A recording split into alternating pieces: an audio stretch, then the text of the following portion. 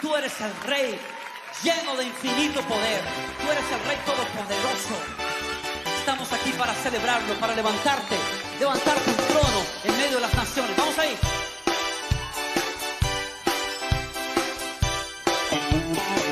Él es el Rey infinito en poder. Él es el Rey de los cielos. Seré para él siervo fiel, pues mi vida compró con su amor.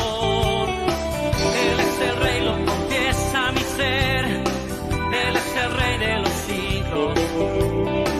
Mi vida la rindo a sus pies. Él es Rey sobre mi corazón. Él es el Rey, Él es el Rey. Él es el Rey de mi vida. Él es el Rey, Él es el Rey. Reina con autoridad. Su reino eterno es. Su trono el cielo es. Él es el Rey que viene a su pueblo a llevar.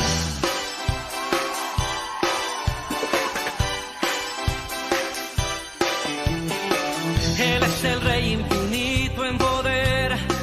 Él es el Rey de los cielos. Seré para él siervo fiel, pues mi vida compró con su amor. Él es el Rey, lo confiesa mi ser. Él es el Rey de los siglos. Mi vida la rindo a sus pies. Él es Rey sobre mi corazón. Él es el Rey, Él es el Rey. Él es el Rey de mi vida. Él es el Rey, Él es el Rey. Reina con autoridad. Su reino eterno es. Su trono el cielo es. Él es el Rey que viene a su pueblo a llevar.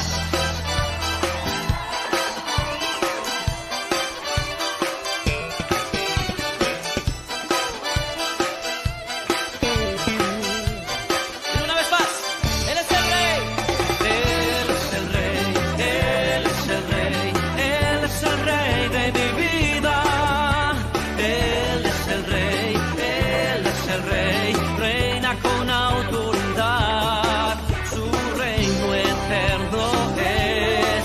Su trono el cielo es. Él es el Rey que viene a su pueblo a llevar. Dile una vez más. Él es el Rey. Él es el Rey. Él es el Rey. Él es el Rey de mi vida. Él es el Rey. Él es el Rey. Reina con autoridad. Su reino eterno es. Su trono el cielo es. Él es el Rey que viene a su pueblo a llevar. Así es, Señor. Declaramos eso, Señor, en esta noche. Tú eres el Rey. Tú eres el Rey, Señor.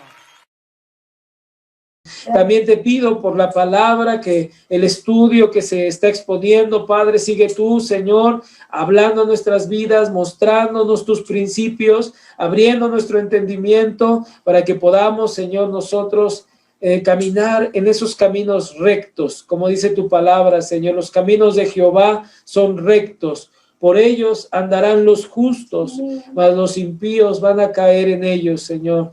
Pero nosotros, Señor, somos aquellos que tú has justificado, tú has santificado, tú has regenerado, y que estamos en ese nuevo pacto donde dice tu palabra que nadie preguntará, ¿conoces a Jehová? Pues todos me conocerán, desde el más pequeño hasta el más grande, Señor. Que así sea, Padre, y este camino que tú nos has trazado, dice tu palabra, Padre, que cualquier persona, por torpe que sea, no se extraviará, Señor. Que así sea, Padre, que se cumpla tu palabra en nosotros. Danos revelación, danos iluminación, Señor. Danos, Padre, la guía de tu Espíritu Santo. Te lo pedimos en el nombre de Jesús. Amén. Amén. Pues damos gracias a Dios. Amén. Estamos hablando, ¿verdad, hermanos?, acerca del diezmo. Y una vez más lo remarco aquí como un modelo bíblico de mayordomía.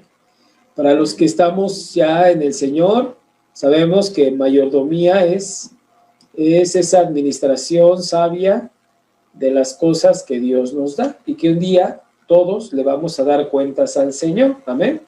Está la mayordomía del tiempo, está la mayordomía de las finanzas y aquí es donde estamos pues, platicando, ¿no? Y debemos ser mayordomos de nuestra familia y debemos ser mayordomos de tantas cosas, hermanos, de lo que Dios nos ha dado. Si Dios te ha dado un don, si Dios te ha dado un talento, ¿qué le vas a dar a Dios del don que te ha dado el Señor? De eso estamos hablando cuando hablamos de mayordomía. Pero ahorita específicamente estamos hablando de lo que va dirigido hacia las finanzas, pero todavía más específico, porque no estamos viendo de manera general las finanzas, sino más específico a lo que compete, a lo que la Biblia menciona como el diezmo, ¿sí? ¿Qué es el diezmo? Pues el diezmo, hermanos, es la 10ª parte de todo lo que recibimos, ¿no? Y sabemos que el diezmo, como ya lo estudiamos, nace de principios, ¿no? Como el principio de prioridad, el principio de gratitud, el principio de la honra, de la generosidad, de la mayordomía, de la adoración. O sea, cuando alguien tiene gratitud, cuando alguien tiene deseo de honrar a Dios, cuando alguien es generoso, Dios ha trabajado en su carácter, le está dando a Dios el primer lugar, es buen mayordomo. Una persona, hermanos, que es así, entiende que el diezmo es algo importante que la Biblia nos enseña a manejar, ¿verdad? Para una buena mayordomía. Entonces, aparte que en esto, hermanos, cuando hacemos esto hay bendición de parte de Dios, ¿verdad? Y bueno, no lo hacemos por eso, por supuesto, porque el que lo hace, porque, voy a recibir bendición, ya se equivocó, ¿verdad? Lo hacemos porque nos nace desde nuestro corazón. Y bueno, terminamos con esto, hermanos, que la Biblia enseña que bajo la ley, si una persona no diezmaba y ofrendaba, pues el Señor lo tomó como un desagrado, le desagradó a Dios que la gente descuidara el diezmo y la ofrenda, y Él les dijo, ¿verdad? Ustedes por eso no prosperan, por eso no son bendecidos, porque no están trayendo el diezmo. Dice, pero si lo hacen, ahí viene la bendición y una promesa, ¿no? Yo abriré las ventanas de los cielos y haré que venga sobre ustedes una benéfica y oportuna lluvia sobre sus campos para que obtengan abundantes cosechas. Los exhorto a que me prueben en esto. Entonces, claramente ahí, hermanos, vemos cómo había una consecuencia, porque sí la había. Sí, el Señor dice, si ustedes no lo han hecho y toda la nación está en la mira de mi castigo. Ahora, tampoco se trata de hacer las cosas por miedo, pero sin embargo Dios sí tenía que, como un hijo, tratar a la nación de Israel, ¿verdad? No haciendo lo bueno, pues merecía una reprensión. Y pues el Señor sabe cómo guiarnos, hermano, de tal manera que pues sí hay una disminución, pero también hay grande bendición. No sé cuántos han oído grandes testimonios, y usted mismo tal vez tenga un testimonio personal de cómo el Señor es bueno y nos bendice, porque lo honramos con nuestros diezmos y nuestras ofrendas. Yo creo que hay muchos testimonios, ¿verdad? Pero pues más allá del testimonio de cada uno, pues está la palabra que nos está guiando. Y ahora vamos a entrar, hermano, precisamente aquí al diezmo en el Nuevo Testamento. Ahora sí vámonos, y ahora sí a anotar, hermano, si está anotando, si está ahí haciendo algo, es bueno que ocupe sus sentidos para poder retener un poquito más, ¿verdad? Poder retener un poquito más. Estamos utilizando la vista, estamos utilizando el oído, pero si anota las citas, si anota algo que le llama la atención, pues todavía va a reforzar más su aprendizaje. Bueno, hablando del Nuevo Testamento, bueno, aquí digo, hasta aquí hemos encontrado el diezmo antes de la ley de Moisés y en la ley de Moisés, como una práctica de adoración a Dios.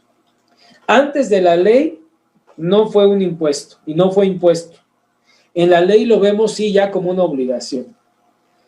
La manera en la cual Dios formaba a su pueblo en el carácter para hacer luz a las naciones. Y a mí me gustaría leer esta cita con ustedes, para que vieran, hermanos, cómo el Señor dio los mandamientos a Israel para formarlos, para que ellos tuviesen, ¿verdad?, una guía de cómo conducir su vida y de esa manera poder ser ese pueblo que Dios quería. Entonces ahí abra su Biblia, hermanos.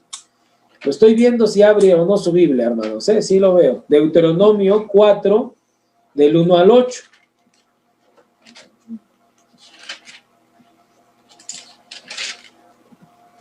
Ahí en Deuteronomio 4, dice así, hermanos. Yo lo voy a leer.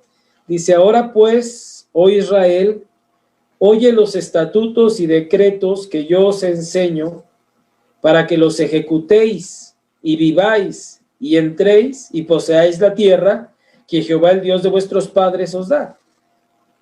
No añadiréis a la palabra que yo os mando, ni disminuiréis de ella, para que guardéis los mandamientos de Jehová vuestro Dios que yo os ordeno.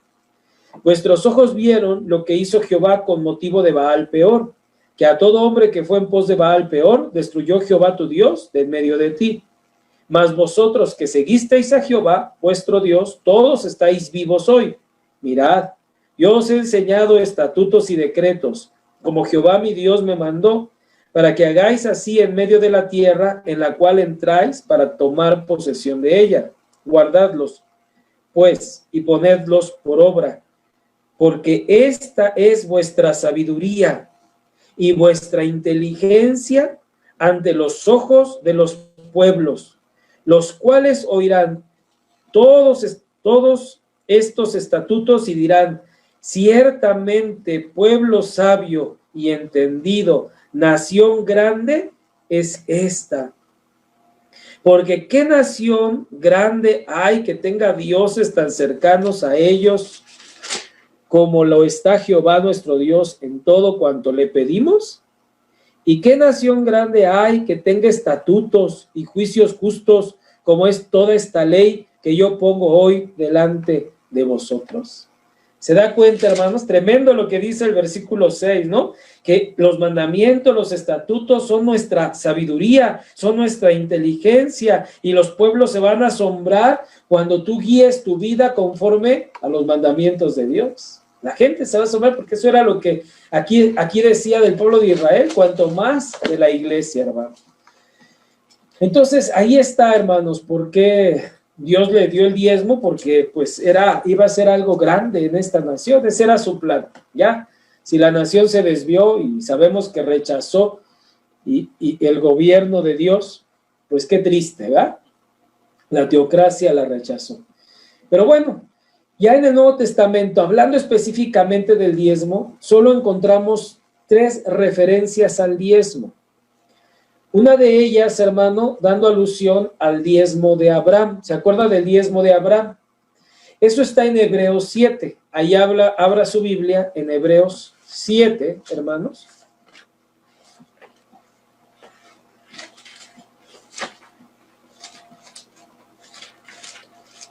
Hebreos capítulo 7.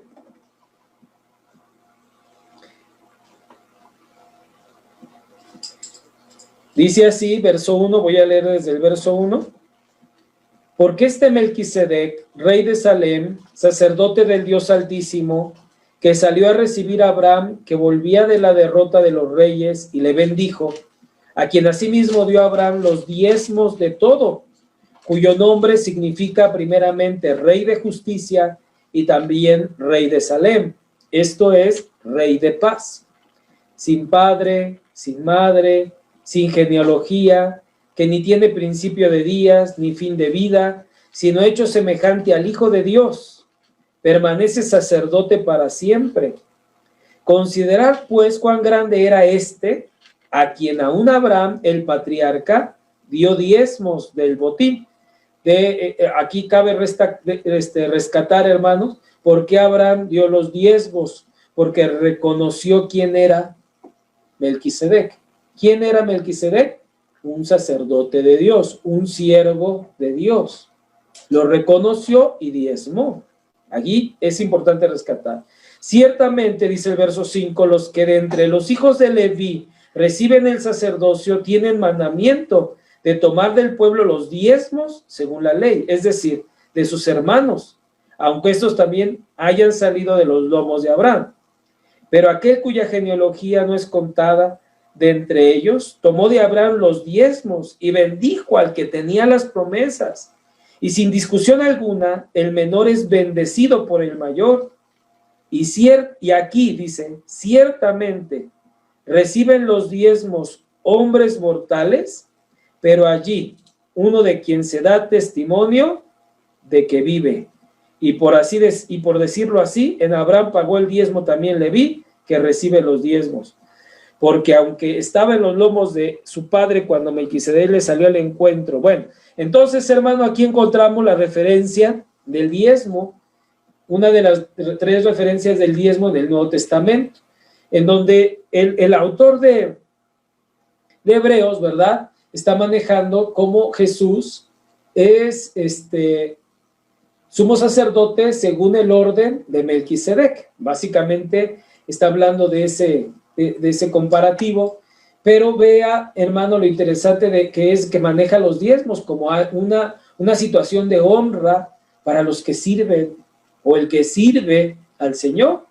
Aún todavía hace vigente aquí los diezmos. Sabemos que como era algo de Israel, particular de Israel, pues eso se seguía practicando, ¿verdad?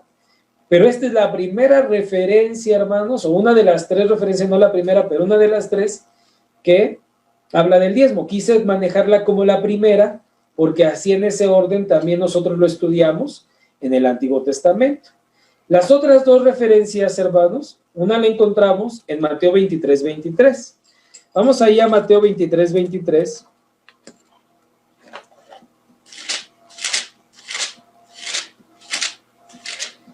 Se disfruta enseñar la palabra más así, hermanos, sentado. Yo creo que ahora que regresemos a la iglesia, me van a poner una silla para predicar sentado y así hasta aguanto más, unas 2-3 horas, ya sentadito, hermano. 23:23. Aquí, hermanos, Jesús acusa a escribas y fariseos de su hipocresía. Lógicamente que los fariseos practicaban el diezmo conforme a la ley de Moisés. Por supuesto, bajo la ley, los fariseos estaban bajo la ley, y el Señor aquí menciona el diezmo de la misma boca del Señor, dice así: ay de vosotros, escribas y fariseos hipócritas, porque diezmáis la menta y el eneldo y el comino, y dejáis lo más importante de la ley, la justicia, la misericordia y la fe. Y mire qué palabras dijo el Señor, ¿no? Esto era necesario. ¿Qué era necesario? Era necesario la justicia, la misericordia y la fe. Esto era necesario sin dejar de hacer aquello, que era lo que estaban haciendo los fariseos. Estaban diezmando, estaban honrando a Dios con sus diezmos. Dice, eso era bueno, es bueno que diezmemos, es bueno que diezmen. Ahí hay un principio, eso es lo que está diciendo el Señor. Ahí hay verdad, eso es para honrar, eso es bueno. Pero ustedes se dedicaron nada más a eso y se olvidaron de lo más importante de la ley, que es la justicia, la misericordia y la fe. Entonces, ahí esa es la siguiente referencia, hermanos, que encontramos en cuanto a la fe. Ahora, en Lucas 11:42, creo, si no mal recuerdo, hermanos, este versículo es el paralelo al que acabamos de leer. Pero vamos a buscarlo, vamos a leerlo. Lucas 11:42. Exactamente, hermanos. Es el pasaje paralelo escrito por Lucas. Dice el verso 42, mas hay de vosotros fariseos que diezmáis la menta y la ruda y toda hortaliza y pasáis por alto la justicia, el amor y el amor de Dios. Esto os era necesario hacer sin dejar aquello. Es el mismo, es el pasaje paralelo, la misma historia pero platicada o escrita por Lucas. Pero la otra referencia del diezmo, porque esta contaría como la segunda, la de Mateo 23 y la de Lucas es la segunda referencia. La tercera referencia es Lucas también 18:12. Vamos a Lucas 18:12.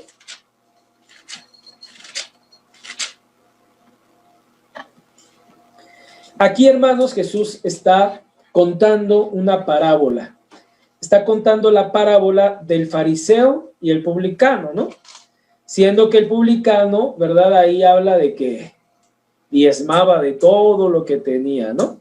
Precisamente ahí dice así en el 12, palabras del fariseo, decía: ayuno 2 veces a la semana, doy diezmos de todo lo que gano. Entonces, hermano, el diezmo era considerado, hermanos, algo importante. Era la manera de manifestar, ¿verdad? Ese buen testimonio. Lógico, hermanos, que Dios ve más allá que lo externo. Y como aquí el fariseo, a lo mejor externamente cumplía, pero su corazón estaba reprobado, totalmente reprobado. Por ahí el Señor me dio una palabra, primero Dios se la vamos a dar ya para ahora entrando el año que viene, donde nos habla acerca de esto, hermanos, lo importante que es hacer las cosas desde el corazón. Porque aquí el fariseo, y los fariseos lo hacían así, todo era externo. Lo hacían, pero no lo hacían de corazón. Y ese era su problema, aquí fue el problema. O sea, estaba bien que diezmara, no era malo. Dios no pone esto como algo malo, negativo, sino que estaba bien hacerlo, pero lo estaba haciendo con un corazón que estaba haciéndolo para él mismo. Era egoísta. Bueno, esas son, hermanos, las 3 referencias que nos da el Nuevo Testamento acerca del diezmo, ¿sí? Hay una alusión al diezmo, que ahorita la voy a tocar, inmediatamente la voy a tocar, pero lógico, es una alusión, lo que quiere decir, hermano, que no dice la palabra diezmo, pero sí alude a lo que es el diezmo. Bueno, pero a pesar, hermanos, de que la Biblia, ¿verdad? Ya estas son en el Nuevo Testamento encontramos esas referencias, pero sabemos que en el Nuevo Testamento la idea de honrar a Dios con nuestros bienes, bendiciendo a aquellos que sirven a Dios como sus ministros y también ofrendando para la obra de Dios, eso continúa vigente. Porque el Señor, ¿cómo instruyó a sus enviados? Acuérdese que Él envió a sus discípulos y después envió a los 70. ¿Qué les dijo? Vamos a ver Lucas 10, 2 al 7.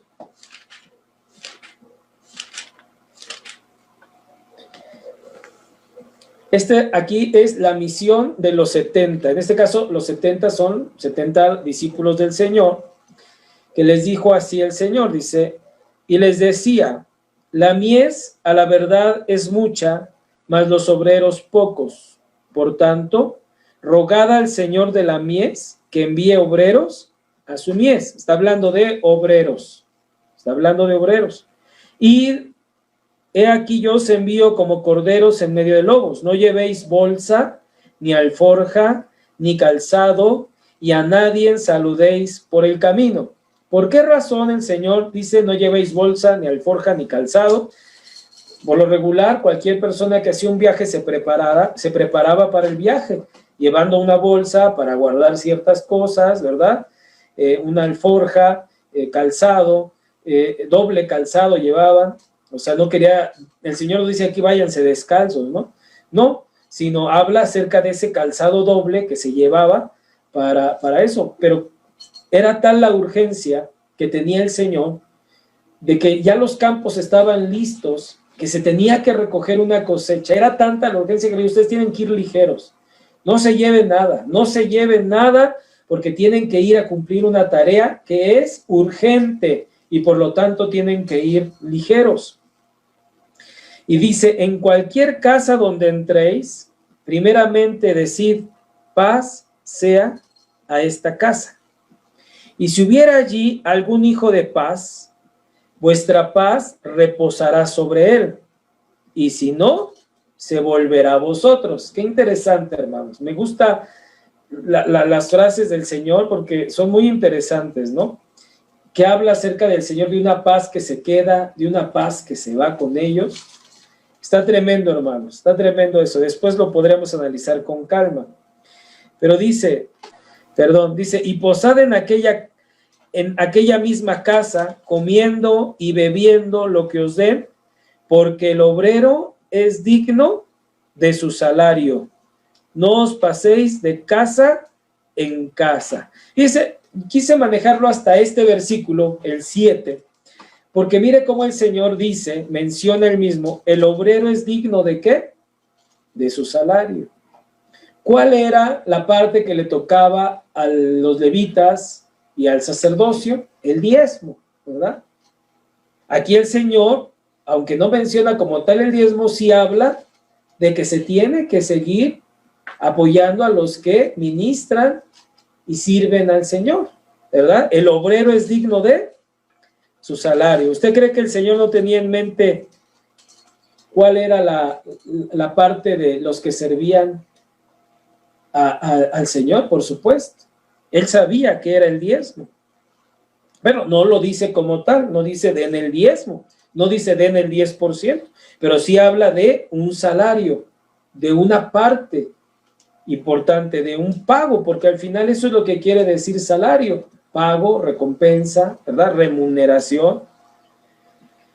Pero también es importante aquí rescatar algo, hermanos, que no, el Señor en ningún momento menciona aquí, ¿verdad?, que sea como para que se enriquezca la persona. Y ese es el asunto, hermanos, por la cual mucha gente, tristemente, ve el diezmo como algo negativo, porque piensa que a través de eso se enriquece mucha gente. Y sin embargo, no es la visión, porque sabemos, hermano, que la visión de Dios es que estemos contentos, teniendo sustento, teniendo abrigo, y ese es un término no nada más para los pastores, ministros, para todo cristiano. Ahora, sabiendo que la riqueza no es mala, si la sabemos que administrar, porque ¿qué le mandó el Señor a los ricos? Que si tienen esa riqueza, ayuden a los pobres, ayuden a la obra, ¿verdad? Eso es lo que hacemos con lo que Dios nos da. Si lo hacemos así, pues será bendición. Si hay un pastor, alguien que pues tiene bendición de Dios, pues debe ocuparlo para la obra y cada uno va a dar cuentas a Dios. Qué importante, hermano. Acuérdese que Pablo dice que el que ve las cosas de Dios para enriquecerse, ya ha caído en una condenación. Porque buscan enriquecerse, no ven la obra como para pues predicar la palabra, para ayudar a la gente, para restaurar. No esa es su visión es el dinero. Pues para sacar dinero, para enriquecerme. Ahí está muy mal. Ni los 70 tenían esa visión, ni Jesús tenía esa visión, aunque Jesús fue un hombre, hermanos, súper bendecido y tenía dinero, hermanos, para ayudar a los pobres. ¿Sabía que Jesús ayudaba a los pobres? Jesús diezmaba, Jesús lo hacía. ¿Y de dónde sacaba? ¿De dónde tenía ese dinero el Señor? Si se dedicaba a servir. No, porque había gente que de sus bienes le servían. De sus bienes le daban al Señor. ¿Y usted cree que le daban el 10? No, él recibía incluso más, hermano. Pero bueno, vamos a seguir, hermanos, porque no nada más se mantenía Jesús, fíjese la obra que él hacía, le servía para tener para él, para los 12 que le seguían de tiempo completo, después para los 70 que tenía, y también para ayudar incluso a las familias de los 12, porque usted cree que el Señor le dijo a Pedro, vente y olvídate de tu casa y olvídate que tienes esposa. Pedro tenía que enviar a su familia para su manutención, él era cabeza de familia. ¿Y de dónde sacaba, hermanos? Fue el Señor que se ocupó de todas esas cosas, hermanos. Pero bueno, estamos hablando del diezmo, y ahí vemos cómo el Señor instruyó, hermanos, a que los que sirven al Señor sigan recibiendo su salario. El obrero es digno. Es digno. Aunque nosotros no lo damos para el obrero, aunque nosotros no lo damos para el pastor, nosotros lo damos ¿para quién? Para el Señor, para honrar al Señor. ¿Está de acuerdo, hermanos? Ok. Sonría otra vez, hermano. Ya lo veo medio adormilado. No se me duerma. Despiértate, tú que duermes, ¿sí? No sé qué tanto frío esté haciendo allá, pero no se acurruque demasiado. El apóstol Pablo, vamos a ver ya aquí el apóstol Pablo haciendo una alusión. Aquí es donde les digo de la alusión, hermanos. Una alusión, una clara alusión a la figura de la ley, de honrar a los que sirven en el altar. ¿Quiénes eran los que sirven en el altar? Los sacerdotes. ¿Cómo ellos recibían, hermanos, su sustento? Lo recibían mediante primicias, mediante diezmos, mediante ofrendas. Aquí Pablo buscaba demostrar que el que sirve, o sea, el sacerdote tiene derecho a recibir sustento, en el caso del tiempo de la ley, y después, ahora los que sirven al Señor, los apóstoles, los ancianos que quedaban en las iglesias, tenían el derecho también a recibir sustento de la iglesia. Él lo dice como los otros apóstoles, pero él por convicciones personales rechazó ese sustento. Vamos a leerlo, hermanos, vamos a ver cómo lo habla Pablo ahí en Primera de Corintios, capítulo 9, versículo del 7 al 14.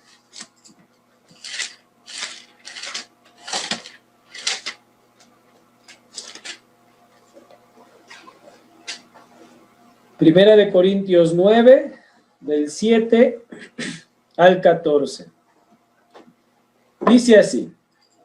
Bueno, aquí estamos hablando cómo Pablo defiende su ministerio y algunas Biblias en su titulito dice los derechos de un apóstol. En este caso era del enviado o de los enviados del Señor. Y entre otros derechos, tenían muchos derechos. Por ejemplo, en el versículo 4 dice, ¿acaso no tenemos derecho de comer y beber? ¿No tenemos derecho de traer con nosotros una hermana por mujer, como también los otros apóstoles? O sea, los apóstoles traían sus esposas, no crean que otra mujer de otro tipo, o sea, llevaban sus esposas, andaban con sus esposas, los apóstoles, predicando, dice, y ellos tienen derecho, decía Pablo, y yo no tengo derecho de casarme, de tener mi esposa, de traerla. Pues por supuesto que tenía derecho.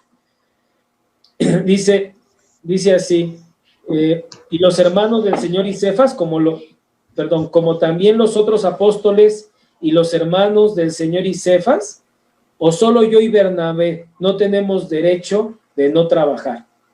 Aquí está hablando de no trabajar en trabajos que no van de acuerdo, no eran de servir a Dios, sino trabajos comunes. O normales, hermanos. Los apóstoles no trabajaban en eso, no tenían otro trabajo más que servir a la obra. Y empieza a decir, ¿quién fue jamás soldado, dice el verso 7, a sus propias expensas? ¿Quién planta viña y no come de su fruto? ¿O quién apacienta el rebaño y no toma de la leche del rebaño? ¿Digo esto solo como hombre? ¿No dice esto también la ley? Porque en la ley, fíjese, ahí ya empieza a hacer referencia a la ley, porque en la ley de Moisés está escrito, no pondrás bozal al buey que trilla. ¿Usted sabe qué es un bozal, no, hermanos? Algo que se le pone a los animales en el hocico, ¿verdad? Para que no le vas a poner bozal al buey que trilla. Trillar es que ellos molían, hermanos, jalaban unas piedras enormes, las jalaban para triturar el grano. Entonces, se le permitía, ¿verdad?, que si el animalito, cuando trabajaba, quería comer de ese grano, lo hiciera con toda libertad, porque está trabajando. Entonces dice, ¿tiene Dios cuidado de los bueyes? Pues sí tiene cuidado, hermanos, pero en parte dice Pablo, o lo dice enteramente por nosotros. Dice, pues, por nosotros escribió, dice Pablo, ¿por qué? Dice, porque con esperanza debe arar el que ara, y el que trilla con esperanza de recibir del fruto. Si nosotros sembramos entre vosotros lo espiritual, ¿es gran cosa si segáramos de vosotros lo material? Si otros participan de este derecho, qué interesante. ¿Quién participaba de ese derecho? De recibir, hermanos, su manutención. Pues los apóstoles, los que servían al Señor, eran, ¿verdad? Les ayudaban y les mantenía la iglesia a través, ¿verdad? De muchas ofrendas, mucho tipo de ofrendas que ellos daban. No nos dice claramente aquí Pablo que daban el diezmo, ¿verdad? Porque algunos pueden decir, no, pero no dice que daban el diezmo algunos, ¿verdad? Pero sí, hermanos, hace alusión a la manera de cómo se hacía en la ley. Ahora, si seguimos leyendo, dice, si otros participan de este derecho sobre vosotros, cuanto más nosotros. Pero no hemos usado de este derecho, sino que lo soportamos todos por no poner ningún obstáculo al evangelio de Cristo. Pablo había renunciado al derecho. Ahora ve el verso 13. ¿No sabéis que los que trabajan en las cosas sagradas comen del templo? Y que los que sirven al altar del altar participan. Así también ordenó el Señor a los que anuncian el evangelio que vivan del evangelio. ¿Sí? Entonces, claramente, hermanos, hace alusión el apóstol Pablo a la ley. Cómo los sacerdotes de lo que recibían, de eso se mantenían y mantenían a sus familias, ¿verdad? Vamos a ver, hermanos, o vamos a mencionar cómo apoyaban, ¿verdad? O cómo mantenía el Israel al sacerdocio, al pueblo de Leví. Aquí termino diciendo, cabe mencionar que no se dice cuánto apoyaban a los apóstoles, pero Pablo coloca como ejemplo y base la forma del antiguo pacto. Ahora, ¿cómo era? Aquí vamos a estudiarlo. En el 13, ¿verdad? ¿No sabéis que los que trabajan de las cosas sagradas comen del templo? ¿A qué se refería? Bueno, había 5 ofrendas principales, hermanos, que daban los israelitas. Estaba el holocausto, en primer lugar. El holocausto era el único sacrificio que se quemaba completo en el altar, completo, excepto el estómago, las entrañas y el nervio del muslo. En Génesis 32 nos dice por qué. ¿Por qué no tocaban ese nervio? Haciendo referencia a Jacob, que cuando él peleó con el ángel, tocó el nervio y se descoyuntó, y por eso no comen esa parte los israelitas. Pero bueno, aunque se quemaba todo, hermanos, y lo demás era desechado, pero hasta en este caso los sacerdotes se quedaban con las pieles y con ellas pues hacían un buen negocio, o sea, vendían esas pieles. El siguiente, hermanos, era la ofrenda por el pecado. En este caso, en la ofrenda por el pecado solo se quemaba en el altar el sebo del animal. Y los sacerdotes se quedaban con toda la carne. O sea, de ahí ellos estaban comiendo. Esa era su parte. Había otra ofrenda que era la ofrenda por la transgresión. En esta ofrenda, hermanos, aquí tampoco se quemaba más que la grasa del animal. Y también en los sacerdotes recibían toda la carne. O sea, esa era su comida del día, vaya. Está también la ofrenda de comida. Esta consistía en harina, vino y aceite. En este caso, hermanos, solo una parte simbólica se ofrecía en el altar. La mayor parte era el gaje de los sacerdotes. O sea, se quedaba el sacerdote como se quedaba la harina, el vino y el aceite. Nada más se echaba algo simbólico en el altar. Y estaba la ofrenda de la paz. En esta ofrenda, la grosura y las entrañas era lo que se quemaba en el altar. Los sacerdotes recibían el pecho y el hombro derecho, y el resto se lo devolvían al que lo ofrendaba. Esta era la ofrenda de paz. Pero en cada una de las ofrendas, fíjese cómo el sacerdote o los sacerdotes se quedaban con una parte, porque de ahí ellos comían. Esto era en cuestión de las ofrendas. Ahora, había otras atribuciones para los sacerdotes.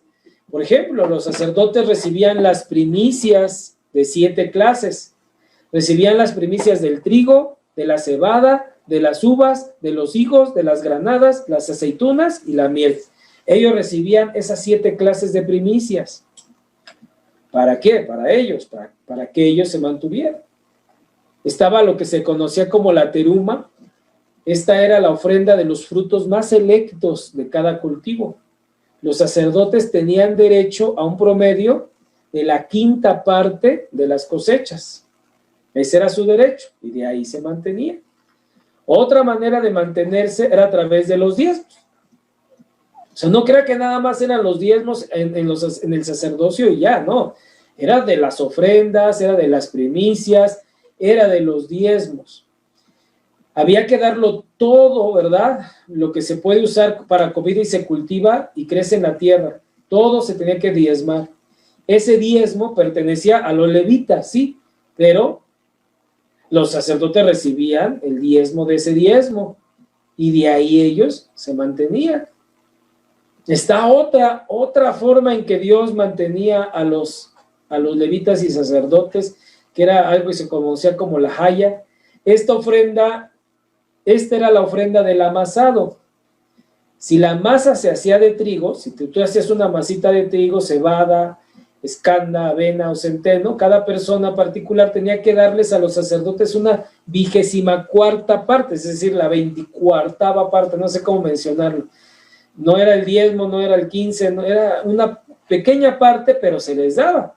Y un panadero tenía que dar 48º, es decir, 48, fraccionado en 48, la 48ª parte, no sé cómo mencionarlo. Por eso se dice 48º, hermano. No más que para que ustedes me entiendan, si es que les gustan las fracciones. Pues eso es lo que recibían los sacerdotes, los levitas, hermanos del sacerdocio, y Pablo habla de eso. O sea, Pablo está diciendo, mira, si los sacerdotes están recibiendo de lo que hacen y están, dice, también el ministro, el que sirve, los apóstoles estaban recibiendo ofrendas y de ahí ellos administraban, hermanos. Ahora, la iglesia cristiana básicamente ha tomado la figura del 10%, o sea, del diezmo del Antiguo Testamento y lo ha aplicado como un mínimo recomendado para los cristianos. El diezmo son como nuestras llantitas de aprendizaje.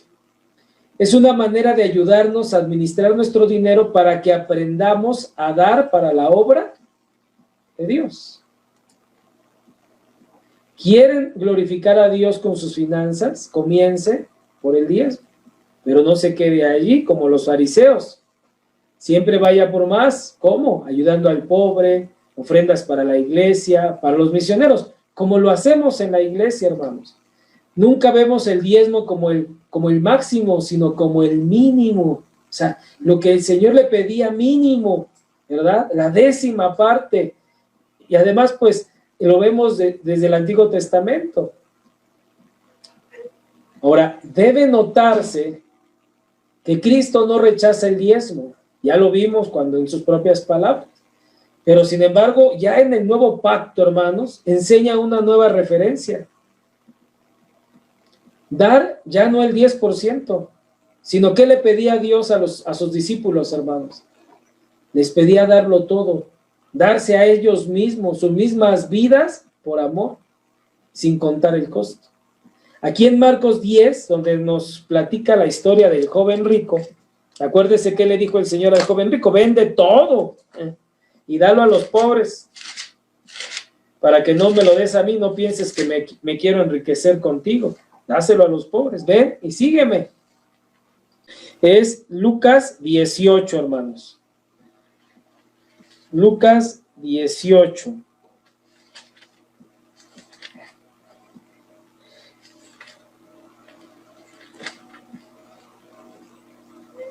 Y voy a leer el verso 29 hacia abajo. Dice, y él les dijo, de cierto os digo que no hay nadie. Bueno, si leo desde el 28, dice, entonces Pedro dijo, aquí nosotros hemos dejado nuestras posesiones y te hemos seguido. Y él les dijo, de cierto os digo, no hay nadie en quien haya dejado casa o padres o hermanos o mujer o hijos por el reino de Dios, que no haya de recibir mucho más en este tiempo y en el siglo venidero, la vida eterna. El Señor demandaba todo porque Él dio todo. O sea, el Señor dio todo, hermanos. De tal manera que el Señor no se limita, y el nuevo pacto no se limita a la ley del diezmo, sino que nos refiere al ejemplo de Jesucristo primero, que da todo, o sea, que da sin reservas, no se limita. Porque en todo, hermanos, la ley estaba, vamos a decirlo así, hermanos, no sé si llamarlo limitada, pero no había cierta manera de manejar la ley para que al final me conviniera. Por ejemplo, cuando Jesús le dijo a la gente, ¿verdad? Ustedes han oído, ¿verdad? Oíste que fue dicho, no cometerás adulterio. Eso decía la ley, no cometerás adulterio. Pero yo os digo, decía el Señor, o sea, vino a darle completo significado a la ley, vino a profundizar el verdadero significado de la ley. Pero yo os digo, decía el Señor, que si un hombre mira a una mujer y la codicia en su corazón, ya adulteró con ella. Entonces, ahí encontramos cómo la ley, hermanos, era muy básica. Pero ya en el nuevo pacto encontramos, hermano, que la gracia, por supuesto, que supera la ley en muchas maneras. Nosotros, por supuesto, que cumplimos la ley, pero no en la letra, no en el exterior de la ley, sino más allá, más profundamente, hermanos. El verdadero cristiano, cuando tiene un encuentro con Dios y es renovado por el Espíritu Santo, él está dispuesto a darlo todo. Incluso le dice Dios, si tú me lo pides todo, te lo doy, Señor. Y sabemos que todo lo que tenemos es del Señor. Sin embargo, hermanos, aún así sabemos también que el Señor nos pide hacer buenos mayordomos. Y como buenos mayordomos, hermanos, debemos saber administrar lo que Dios nos da. Y entonces tomamos el modelo del diezmo y decimos lo mínimo que yo le puedo dar, porque eso marcó desde Abraham, marcó en Jacob, marcó la ley. Lo vemos como alusión el apóstol Pablo, pues es dar el diezmo al Señor, como mínimo. Tristemente hay congregaciones en las cuales el tema de las ofrendas, las primicias, los diezmos se enfatiza demasiado, haciendo ver a la iglesia como un negocio, y esto es totalmente incorrecto. El evangelio no debe ser visto como un negocio. Sobre todo, todos los diezmos y ofrendas se deben dar con motivos puros y con una actitud de adoración a Dios y servicio al cuerpo de Cristo. Amén. Aquí pongo 3 textos que a mí me llamaron la atención, ¿no? Y que tienen que ver con el diezmo. El propósito de los diezmos es que aprendas a poner a Dios siempre en primer lugar. Jacob hizo el pacto y dijo, de todo lo que me dieres, el diezmo apartaré para ti. En Corintios Pablo dice, así también ordenó al Señor que los que anuncian del evangelio, que vivan del evangelio. A las personas bajo la ley del Antiguo Testamento, el diezmo era un requerimiento, hermanos, de todos sus ingresos, ¿verdad? Se creía que un diezmo, porque eso era lo que Dios les había enseñado, que un diezmo era la respuesta apropiada a las bendiciones de Dios. Un diezmo era la respuesta apropiada. La iglesia de Cristo no hace mal, entonces, en seguir este modelo como base y decidir dar como un mínimo al Señor la 10ª parte. Esto es totalmente bíblico y apropiado para una sana mayordomía, hermanos. Y por último, hermanos,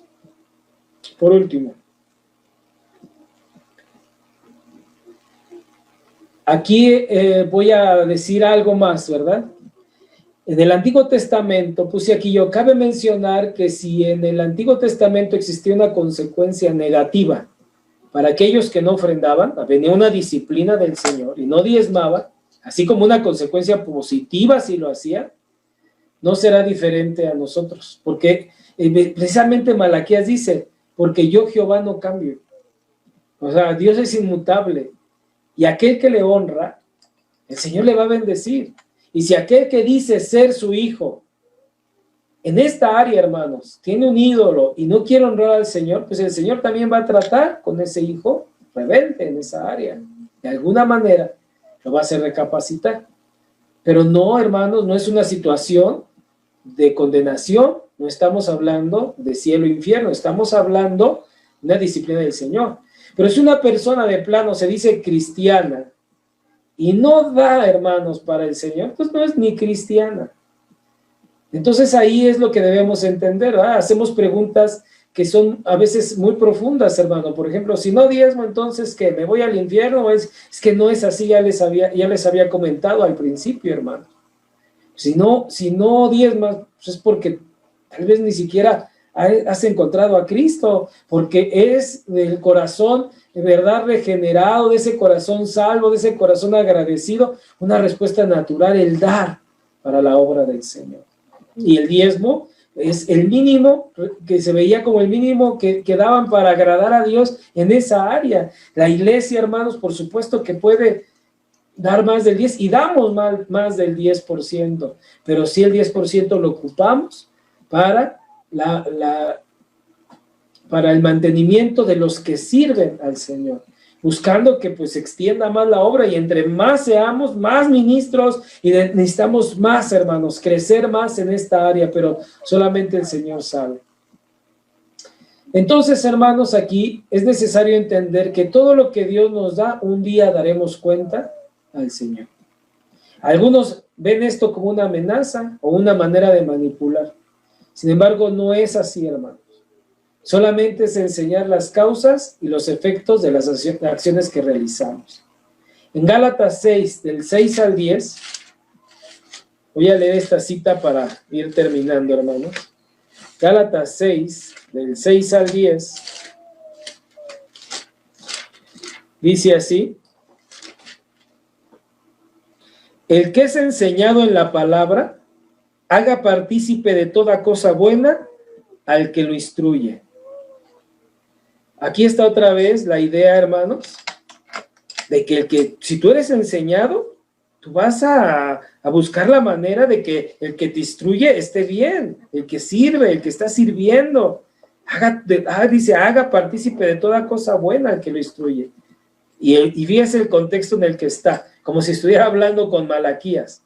Malaquías, no os engañéis, Dios no puede ser burlado, pues todo lo que el hombre sembrare, eso también segará. Porque el que siembra para su carne, de la carne segará corrupción. O sea, ¿qué dice Malaquías, no? Malditos sois con maldición. Y aquí dice, el que siembra segará corrupción. Es lo mismo. Mas el que siembre para el Espíritu, del Espíritu segará vida eterna. Pero ¿qué dice? Pero si tú traes lo que es del Señor, entonces va a haber algo bueno.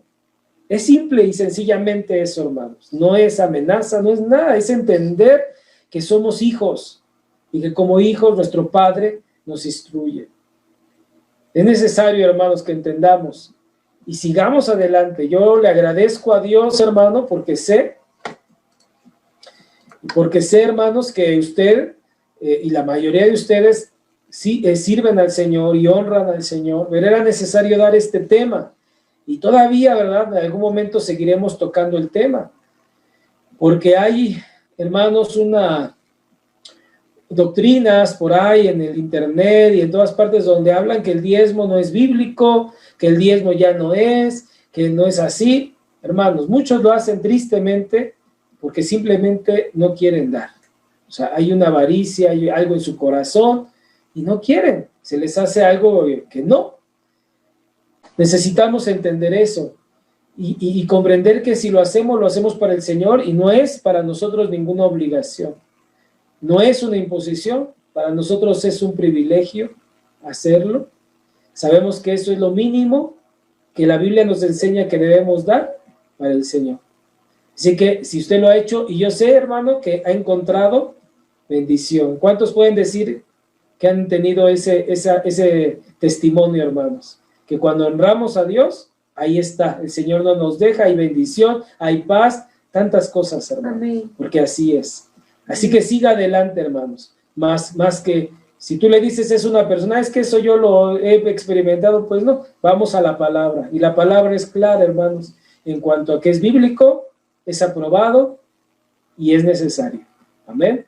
Entonces no estamos obligados por ninguna ley, estamos obligados por el amor que le tenemos al Señor. Amén. Y eso, hermanos, supera por mucho la ley. Por eso la gracia está por encima de todo. Amén. Y estamos en esa gracia.